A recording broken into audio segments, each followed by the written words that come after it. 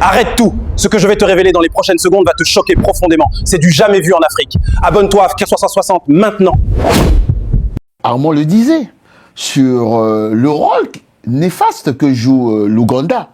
On vient de découvrir que les Ougandais se sont retrouvés avec une production d'or exponentielle qui vient d'où? De l'Est. Ça veut dire qu'il y a encore des maillons faibles dans le dispositif de la RDC qui continue dans cette espèce de... C'est vrai qu'on regarde tous vers le Rwanda. Non. La communication cacophonique, beaucoup d'incohérences. Il nous dit seulement ce que nous savons déjà. Il nous dit seulement ce que nous savons déjà. Bon, ces gens-là sont payés quand même pour faire le job. Est-ce qu'aujourd'hui, les Congolais ont besoin, aujourd'hui, en l'état actuel des choses, ont besoin de savoir que les FDLR sont venus après le génocide, machin. On s'en fout de ça. Ça, tout le monde sait déjà. Ça, tout le monde sait. Aujourd'hui, communique-nous sur ce qui se passe réellement sur le terrain. Dis-nous ce qui se passe sur le terrain. Il y a même des forces armées congolaises, les FARDC, et les accompagnés des Ouazalendo, qui sont en train de récupérer des localités. Je ne sais même pas si le gouvernement est au courant qu'il récupère des localités. Au quotidien, effectivement. Oui, je ne sais même pas si le gouvernement est au courant de tout cela.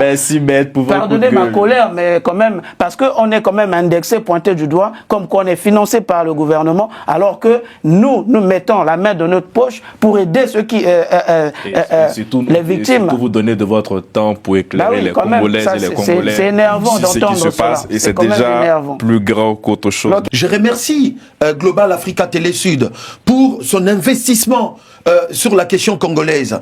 Et je suis un des Congolais qui a l'opportunité de passer sur ces plateaux et de rentrer au pays. Les différentes autorités avec lesquelles j'arrive à discuter, les tout derniers, avant de prendre mon avion, c'était les ministres de la Santé qui revenaient d'Addis Abeba, avec qui j'ai échangé sur Global, sur les travaux qu'effectue Global Africa Télé Sud sur la question congolaise. Je pense que très bientôt, les gouvernements, aussi bien des individus au sein des institutions congolaises, vont pouvoir se montrer assez reconnaissants sur les travaux que fournissent ces médias. Nous devons combattre le système politique de prédation que nous avons reçu de Mobutu Sese Seko. Si nous ne combattons pas ce système, c'est que le FMI... Parce que depuis Mobutu, c'est toujours le cercle vicieux. Ah ben, trop d'effectifs, trop de dépenses. Oui, mais j'ai vu que c'est la troisième fois que le président de la République évoque ce sujet. Troisième fois. Non, mais, donc c'est le système politique qu'il faut changer. Pourquoi? C'est quoi? C'est le manque de volonté politique ou c'est de l'impuissance? Mais c'est-à-dire, il peut y avoir une volonté politique, mais il faut taper sur la table, il faut vraiment la rigueur. Mais c'est-à-dire le président parle et puis il ne le fait pas. Il y a un problème. Mais il faut lutter contre l'impunité, parce qu'il y a aussi l'impunité. C'est quand les gens qui font le président? Non, le président n'est pas un magicien comme disait Mobutu pour tout faire. C'est-à-dire qu'il faut une certaine rigueur. C'est maintenant au président de la République de voir dans son entourage, dans le gouvernement, comment les choses se passent, qui fait son travail, qui ne le fait pas. Parce que la faune ne peut pas continuer, ça devient... Parce qu'au fond, messieurs, on va mettre le pied dans le plat, mais cet audit, ça va servir à quoi? Bonsoir à tous, très heureux de vous retrouver pour parler de l'actualité en République démocratique du Congo, en compagnie de nos chroniqueurs, le doyen Armand Mavinga, vertu de son costume blanc. Bonsoir. Bonsoir, c'est pour apporter de l'espoir au peuple congolais. Merci beaucoup. Que nous allons nous en sortir. Bonsoir, Maître Ben Luther. Bonsoir, Carlyle. Et bonsoir, mon doyen Guy Mafimba. Bonsoir, Caril. Monsieur, ouvrons ce débat avec ce rapprochement sécuritaire imminent entre Kinshasa et Washington. Selon nos confrères d'Africa Intelligence, l'exécutif congolais cherche depuis 1 an à formaliser le volet sécuritaire de son rapprochement avec les États-Unis. Pour rappel, un protocole d'accord secret avait été conclu le 4 décembre dernier en marge de la signature des accords de paix accordés de Washington. Ce document, dont le contenu exact demeure confidentiel, est censé, selon l'information, poser les jalons d'un partenariat inédit entre les deux pays. Guy Mafimba, avec la visite du commandant de l'Africom, peut-on dire que les choses s'accélèrent et surtout qu'on est près quasiment d'un accord de défense entre Washington et Kinshasa? Oui, je pense que non seulement les choses s'accélèrent, mais ça se matérialise. Mais au regard d'une lecture qu'il faut avoir, il faut partir du principe que les États-Unis avaient des objectifs géopolitiques et géostratégiques dans la sous-région. Je n'ai cessé de le dire qu'avec ce monde multipolaire, les États-Unis s'étant fixé un objectif, comment contrer ce qu'ils appellent eux l'adversaire systémique qui est la Chine. Or, depuis pas mal de temps, on sait que les matières premières critiques vont concourir au leadership mondial. Et il y a 2 leaders aujourd'hui qui émergent, la Chine d'un côté et les États-Unis de l'autre. Donc, objectif géopolitique et géostratégique, premier facteur. Et deuxième facteur, Félix Tshisekedi a compris à un moment que on va dire, celui qui a agressé la RDC, c'est le Kagame. Kagame, on sait pertinemment que c'est pour ces fameuses matières premières rares et stratégiques. Et je me souviens toujours à l'époque, lorsque Félix Tshisekedi était en train de perdre, entre guillemets, le terrain militaire, on lui demandait à l'époque de s'allier avec la Russie. J'étais un des rares à dire non, mais c'est pas le meilleur allié. Il faut aller prendre celui qui est véritablement l'adversaire systémique de la Chine. Parce que la Chine était là, et la Chine regardait la décomposition, la balkanisation quasiment de l'Est de la RDC. Et c'est comme ça que Félix Tshisekedi va mettre en place le fameux triptyque dont je parlais à l'époque pour les guerres modernes, la bataille diplomatique, le soft power et, je disais, la bataille militaire. Et Félix Tshisekedi, aujourd'hui, avec les prémices de cet accord militaire, il est dans le 3e volet de son triptyque, le volet militaire. Et ce volet militaire correspond, en fait, aux objectifs géopolitiques de la RDC, dont on disait aussi ici que le curseur était en train d'aller vers Kinshasa. Il est arrivé à Kinshasa, et donc là, nous sommes dans la matérialisation de ce volet militaire qui va correspondre à doter la RDC des moyens matériels de renseignement et autres. Et le 3e facteur, je crois qu'on aura le temps d'en parler, c'est maintenant au regard de la RDC en tant que puissance. Parce que si vous passez votre temps à espérer sur une puissance, mais une puissance n'a que des amis, n'a que des intérêts, n'a pas d'amis. La RDC aujourd'hui doit véritablement montrer de quoi il est capable pour se doter véritablement d'une force militaire de dissuasion et demain conforter cet allié stratégique qui est les États-Unis pour que demain, comme mon ami Mavinga est en blanc, pour que l'espérance véritablement revienne dans ce pays qui est la RDC. Et justement, Mavinga, selon les informations qu'on a eues, cet accord pourrait se traduire par un appui américain pour la formation des forces armées congolaises, de même aussi par l'envoi d'équipements militaires, aussi d'échanges en matière de renseignement. C'est une bonne nouvelle pour la RDC si on arrive à ce partenariat. Je pense que c'est une bonne nouvelle. Nous avons eu à le dire ici. J'appuie déjà ce que dit mon frère Guy Magloire Mafimba. Mais comme nous l'avions dit, le monde est en train de une reconfiguration totale du monde. Il y a un champ d'intérêt immense. Et la RDC a tout intérêt à tirer profit de cet accord militaire. Quand les gens ont recusé l'accord avec les États-Unis d'Amérique, j'ai eu à le rappeler. Il y a des exemples. Nous avons l'exemple de l'Arabie Saoudite en 1945. Ils ont fait un deal sécuritaire avec les États-Unis d'Amérique. Et ils avaient le pétrole, et les États-Unis avaient besoin du pétrole, et ils ont fait un deal à point 6, si je ne me trompe pas à l'époque, pour la sécurité. Et nous avons vu que ça a donné aujourd'hui, ça a donné certaine stabilité à l'Arabie Saoudite, et qui a pu, l'Arabie Saoudite, ils ont mis aussi de l'art intelligent pour s'investir dans leur développement. Moi, je pense que la balle maintenant se trouve dans notre camp.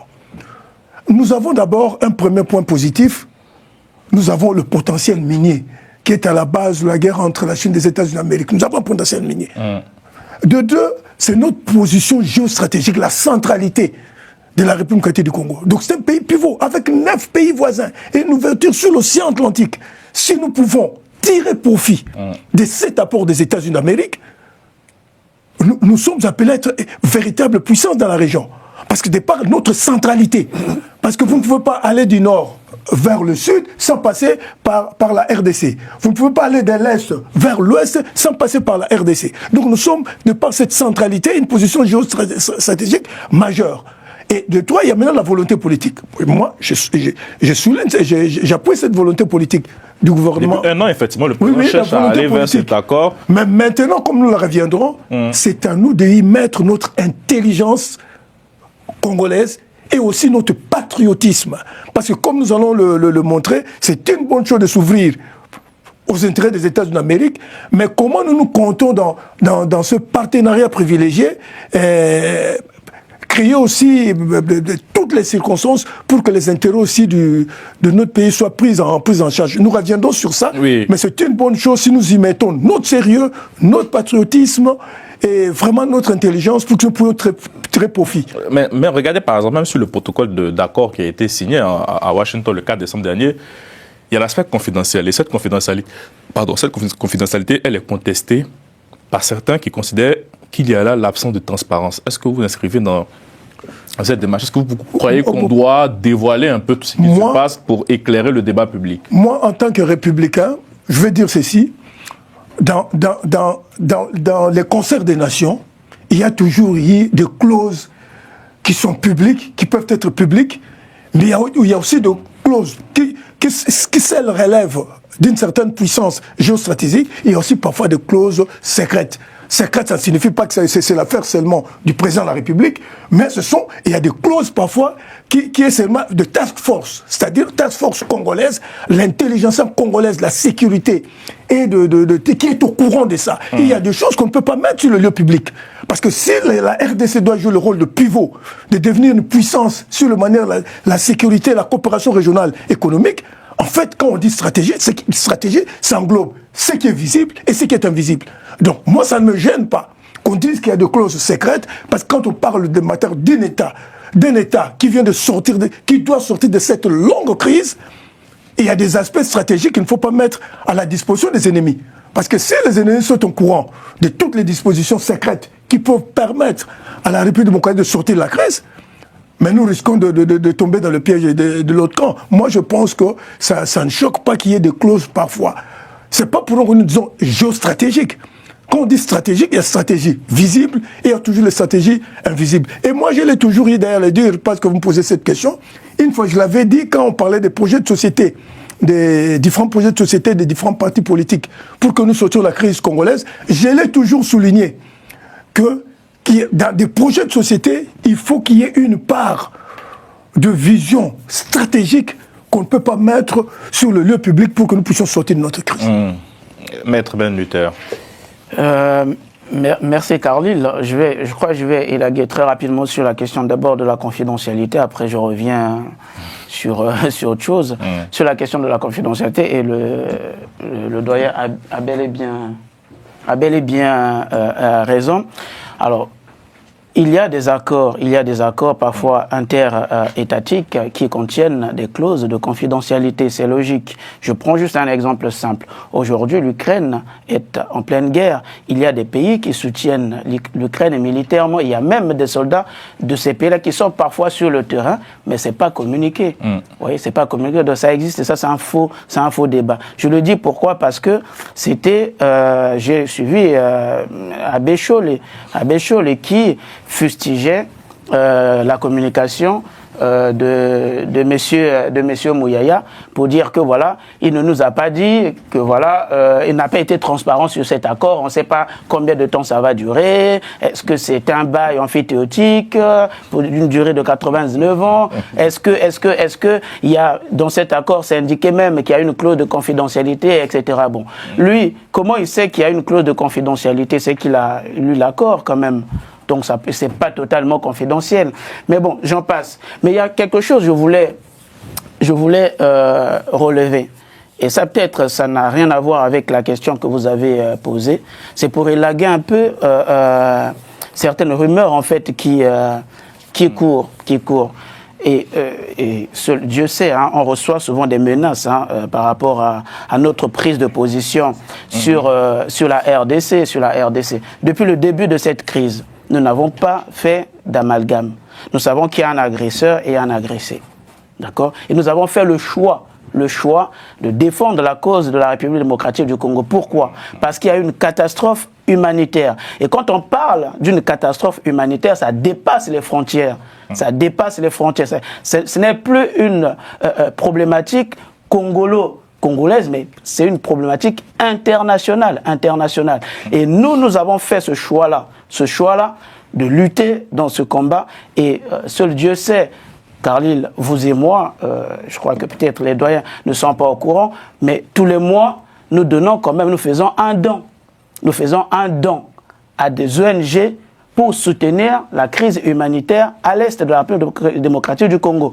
Et quand je vois dans des commentaires, quand je vois les gens essayer de nous agresser pour dire qu'on est financé alors qu'on ne connaît aucun membre du gouvernement de la RDC, ça m'écoeure et ça m'énerve. Ça m'énerve pourquoi? Et c'est là que je vais immédiatement attaquer la communication même du gouvernement de la République démocratique du Congo. Je suis vraiment au sérieux, très au sérieux. Nous sommes en période de crise. Il y a une guerre qui est à l'Est, qui est une catastrophe humanitaire. Tout le monde est au courant.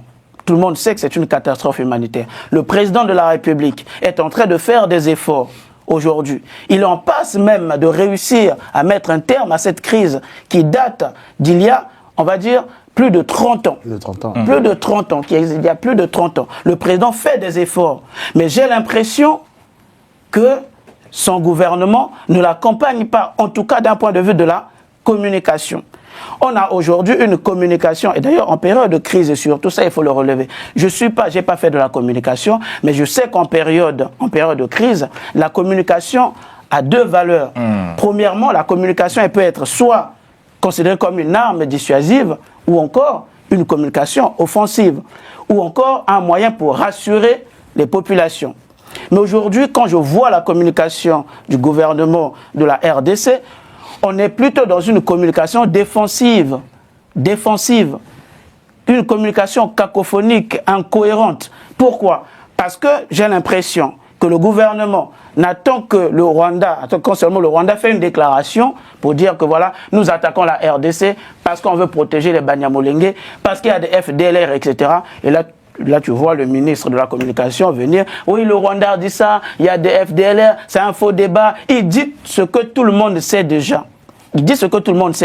Alors que là, on a vraiment des opportunités. Le président Trump, je me rappelle, il avait dit que si vous voulez que nous, on puisse intervenir, il faut que le peuple de la République démocratique du Congo se lève à ce moment-là. Nous, on peut légitimer notre intervention. Mais la communication, rien. Aujourd'hui, moi, j'aurais été à la place du ministre de la Communication. Ça veut dire, si même un oiseau tombe à l'Est, c'est le Rwanda. S'il y a un insecte qui tombe à l'Est, c'est toujours le Rwanda. Il faut être dans une communication offensive. Vous voyez le Rwanda. Qu'est-ce qui a fait la force du Rwanda aujourd'hui? C'est la communication. Aujourd'hui, le Rwanda a réussi à inculquer dans la tête de tout le monde une espèce de culpabilité, de pitié à cause du génocide. Ce qui a fait que le Rwanda est joué pendant un moment d'une espèce d'immunité, en fait.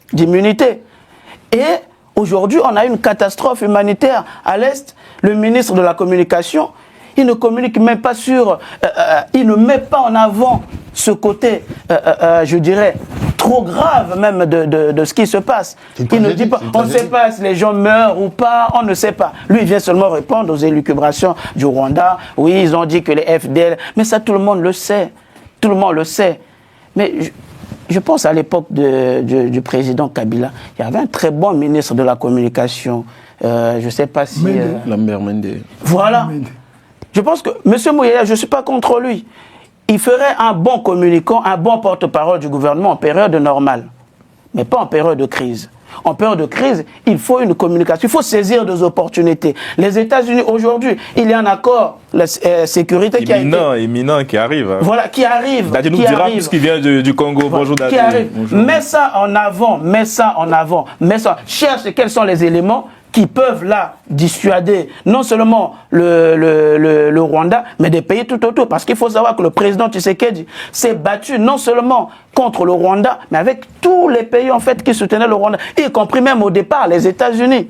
Quand même, au départ, les États-Unis. Et aujourd'hui, il arrive quand même à créer quelque chose que je pourrais dire d'innommable depuis 32 ans. Depuis 32 ans. Mais le gouvernement ne communique pas, la communication est cacophonique, beaucoup d'incohérences. Il nous dit seulement ce que nous savons déjà. Il nous dit seulement ce que nous savons déjà. Bon, ces gens-là sont payés quand même pour faire le job. Est-ce qu'aujourd'hui, les Congolais ont besoin, aujourd'hui, en l'état actuel des choses, ont besoin de savoir que les FDLR sont venus après le génocide, machin. On s'en fout de ça. Ça, tout le monde sait déjà. Ça, tout le monde sait. Aujourd'hui, communique-nous sur ce qui se passe réellement sur le terrain. Dis-nous ce qui se passe sur le terrain. Il y a même des forces armées congolaises, les FARDC, et les accompagnés des Ouazalendo, qui sont en train de récupérer des localités. Je ne sais même pas si le gouvernement est au courant qu'ils récupèrent des localités. Au quotidien, effectivement. Oui, je ne sais même pas si le gouvernement est au courant de tout cela. Pardonnez ma colère, mais quand même, parce qu'on est quand même indexé, pointé du doigt, comme qu'on est financé par le gouvernement, alors que nous mettons la main dans notre poche pour aider ceux qui... les victimes. Surtout vous donner de votre temps pour éclairer les Congolaises et les Congolais. C'est énervant d'entendre ce qui se passe, et c'est déjà plus grand qu'autre chose. Donc il y a des gens qui sont payés pour ça. Voilà, la nympho qui a tout secoué aujourd'hui, et ce n'est que le début. Si cette révélation t'a choqué autant que moi, imagine ce qui arrive demain.